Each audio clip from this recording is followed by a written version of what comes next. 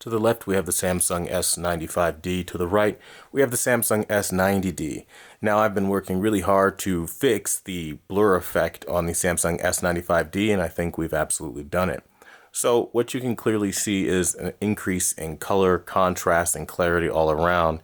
However, that's not the only thing to note here. You can notice that when you get to scenes like this one right here, the amount of contrast coming off of the S95D to the left is just way beyond anything the Samsung S90D can do. And it is really incredible considering this is exactly what we wanted to see out of the Samsung S95D. However, again, as you know out of the box, it is incapable of producing an image that looks like this.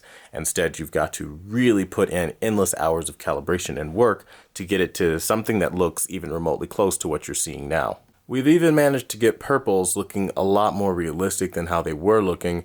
As you can clearly see in the background, the S95D just has the better representation of purple in this example, where the S90D looks a little bit more cool by comparison. Again, we were able to extend those colors and really bring out the most of the image quality through ace calibration skills that just don't exist anywhere else but Quantum TV. This home screen in Crunchyroll will show you every bit as much as what the last example showed you, and you can really get an idea of how good everything does look as far as the purples, the reds, everything just being buttoned up and super duper clean. Now, what helped me create these settings and be able to, if you will, kind of mitigate the effect of the blur screen that the S95D has is near black scenes like this. Unfortunately, the contrast is just way too low on the darn thing. So what you need to do to fix the contrast is get a bunch of near black scenes like this, where you have a lot of bright elements on, again, 20, 30, 15% near black imagery, and then you need to be able to bring that contrast back into focus because it's just too foggy and hazy.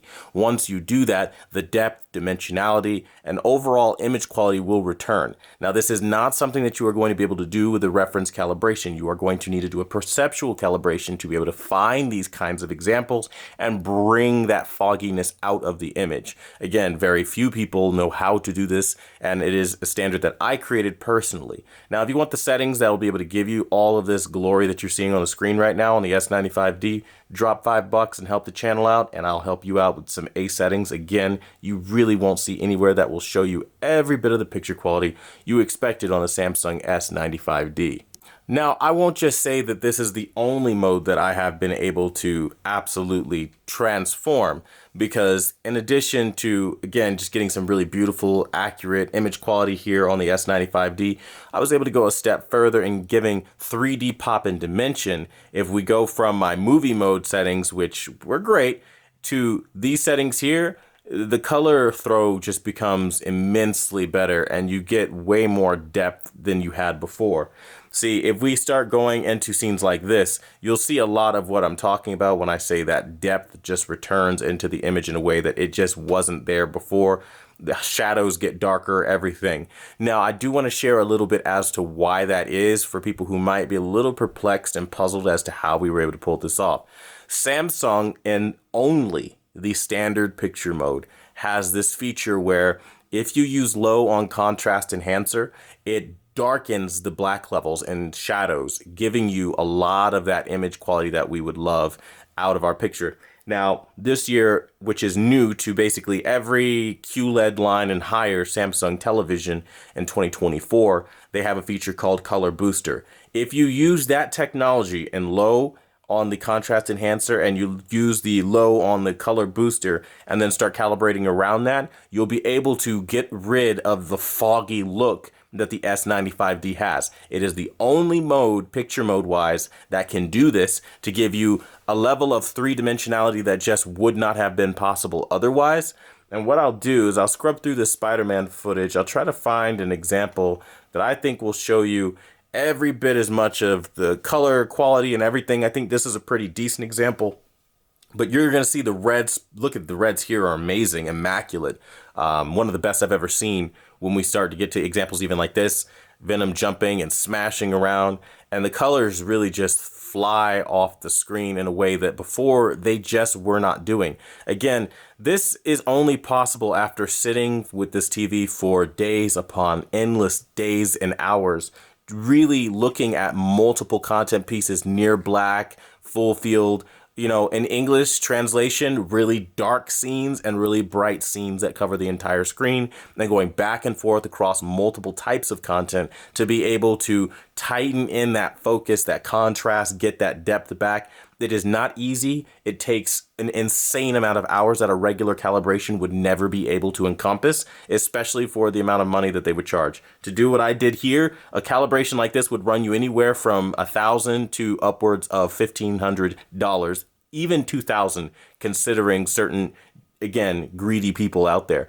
I'm telling you, the amount of work that went into this is ridiculous. So again, I mentioned the settings for $5 because it helps me be able to get more models in. That way I'm able to help more people out and cover more bases here. But honestly, guys, I'm blown away by the Samsung S95D now to a level which I was not expecting this TV to ever look this damn good. And the fact that it has this level of picture quality is just absolutely mind-blowing. Like the amount of like highlight detail and throw and color quality is leagues above where it was out of the box.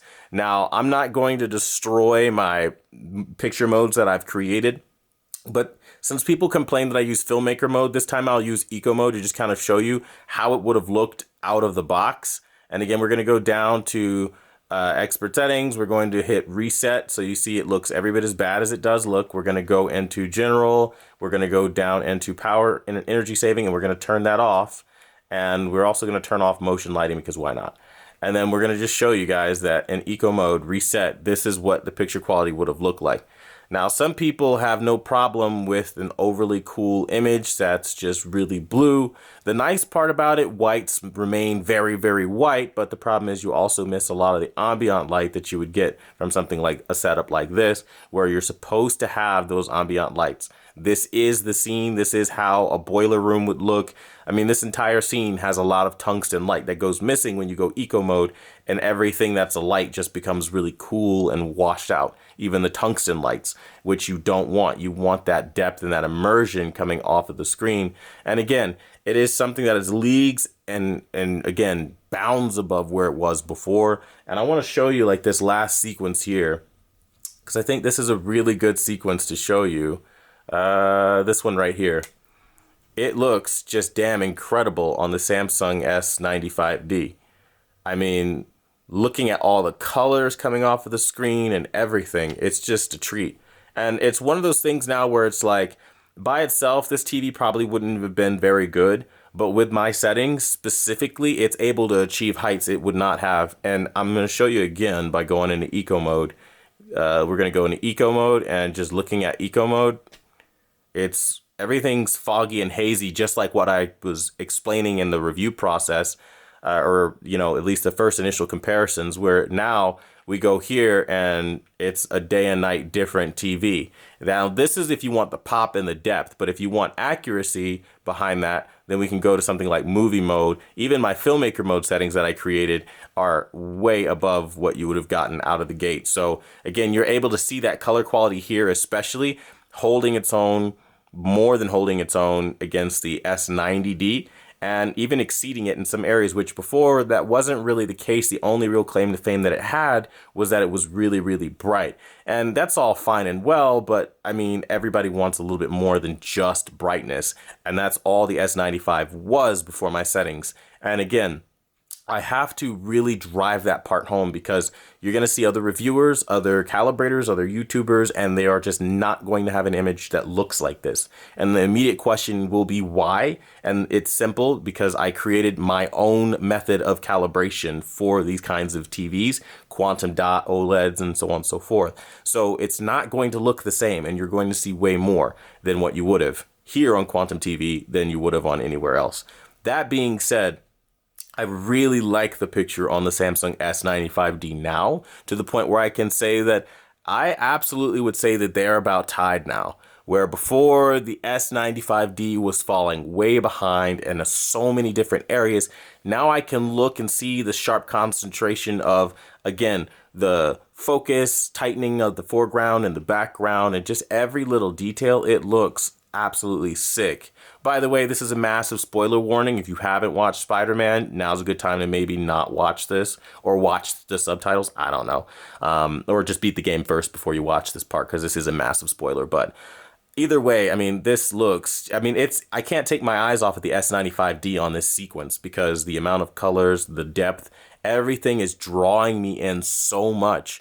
I just can't. I can't even justify how they shipped it not looking like this. I mean, it's a totally different experience. Now, let's say we want to go into the more depth version of this. We go and we do the standard variation like I was telling you, and now you have a lot of depth and a lot of color all the same. Now, let's just get one thing clear. That's not to say that the Samsung S90D loses or gets beaten. The S90D, for anyone who is wondering, has been the reference monitor through this entire calibration process over the last several days. And it has been me trying to make the S95D look more like the S90D. Okay, so the S95D had to literally be pushed based on what the S90D could do. And that speaks a lot to the power and the capability of the S90D. So if you want a freaking ace of a TV and you don't have the S95D kind of money, you don't need that kind of money, because you can just buy the S90D. Now, that said, after, again, grueling calibration, the S95D pulls ahead in a lot of ways. We're seeing a lot of color volume unlocked. We're seeing a lot of shades of color. We're seeing a lot of depth. We're seeing a lot of clarity, a crystal clear quality now coming out of it that wasn't happening before. Now, to be clear, the crystal clear quality will be higher on the S90D, but the S95 right here, look at this example.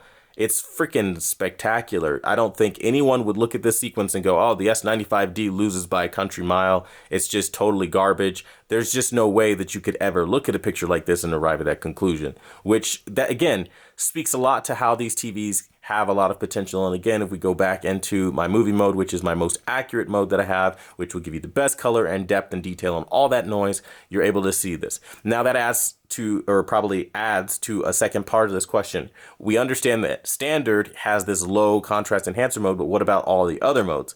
Well, basically, I have built upon the premise and concept of what we did in standard mode and applied that to other picture presets. In a nutshell, I'm pretty badass, and I know how to do some really crazy, wonky shit that most people won't think to do, because I'm very creative. But the benefit for you is you get to see a picture on this thing like no other, like it would never have looked. And seeing this scene right now in Spider-Man 2, it's just clear that there's just such a beautiful experience happening right now as Venom grabs this guy. I'm looking at the S95D and I'm thinking, damn, like, the contrast is just immense. It just is. The clarity, though, on the S95 or S90D to the right is beautiful. But I find myself looking over at the S95 for those highlights. In this example, especially, the LED board is just kicking off more highlights. I mean, you're able to see way more. And I think now we have a tighter race. Now we have a bit more of an argument for the S95D to exist, where before it was just kind of like, what the hell is the damn point? I didn't know. I mean, let's go back into the depth mode. We can see, like, again, highlights are still gorgeous. Color red popping off the screen. That lightning in the background's going absolutely crazy. I mean, this is what it's all about, guys. It's about taking TVs that we know have potential and making them reach that potential so that we all can experience it and telling you about it. That being said, Samsung did make the calibration process light years harder than it ever needed to be because of the type of panel they put on it. And if you wanted to get around that, then just go with the 90, because the Samsung S90D is the reference for getting the S95 to look as good as it's looking right here. Otherwise, it just would not have been possible. But I want to know what you guys think about this in the comment section down below. I love both TVs. I think both are fantastic. These are both my personal TVs, by the way. These aren't review samples or review units. I paid for them myself, so I have no reason to lie about how either one is doing. Thanks again for watching the #1 brand in honesty, and until the next video, I'll see you guys later.